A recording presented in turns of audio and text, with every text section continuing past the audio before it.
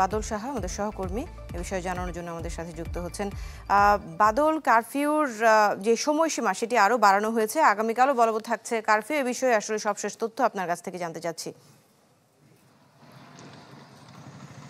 দৃষ্টি সহিংসতা পরবর্তী সময়ে জেলার আইন শৃঙ্খলা পরিস্থিতি ঠিক রাখতে নতুন করে কারফিউর সময়সীমা বৃদ্ধি করা হয়েছে। আজ সন্ধ্যা ৬টা থেকে আগামীকাল সন্ধ্যা ৬টা পর্যন্ত এই কারফিউ জারি থাকবে। এর মধ্যে বেলা ১১টা থেকে ২টো পর্যন্ত শিথিল থাকবে, যাতে সাধারণ মানুষ তাদের যে নিত্য প্রয়োজনীয় যে কেনাকাটা সেটি যেন করতে পারে। এই কারফিউ জারি করার পর কিন্তু গোপালগঞ্জ জেলা শহরের বিভিন্ন স্থানে কিন্তু চেকপোস্ট বসানো হয়েছে। যারা বাইরে রয়েছেন তারা কেন এখনো আসলে ঘরে ফিরে যাননি সেই বিষয়ে কিন্তু জিজ্ঞাসাবাদ করা হচ্ছে।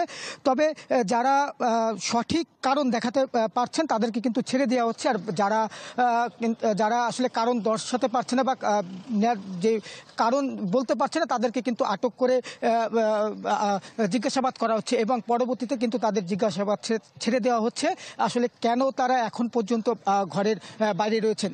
আরেকটি বিষয় হচ্ছে যে এই সন্ধ্যা 5:30টার দিকে জেলা প্রশাসকের কার্যালয়ে সাংবাদিকদের সাথে ব্রিফ করা হয় এবং সেখানে বলা হয় যে এখন পর্যন্ত কিন্তু এই ঘটনায় 25 জনকে গ্রেপ্তার করা হয়েছে এবং কারফিউ জারির যে বিষয়টি সেটি অবহিত করা হয়।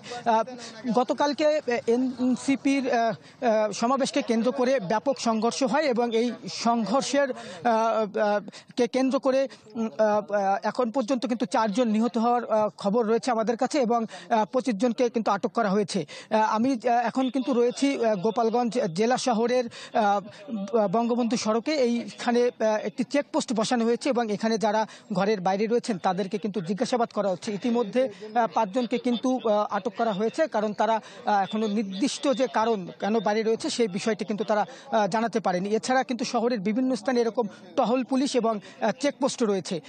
আরেকটি বিষয় হচ্ছে যে গতকালকে যে কারফিউ জারি থাকবে এই সময় যাতে কেউ বাইরে বের হতে না পারে এবং আইন শৃঙ্খলা পরিস্থিতি যাতে ঠিক থাকে সে বিষয়ে কিন্তু পুলিশের সাথে সেনাবাহিনী, র্যাব এবং নৌবাহিনী কাজ করবে।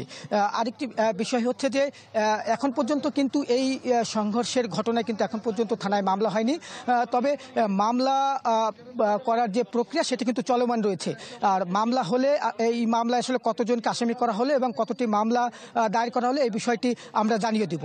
এই ছিল আমার কাছে গোপালগঞ্জে সহিংসতা পরবর্তী সবশেষ খবর। দৃষ্টি। বাদল সাহা, ধন্যবাদ আপনাকে আমাদের সাথে যুক্ত হওয়ার জন্য। আমরা ফিরবো প্রয়োজনে আপনার কাছে আবারও।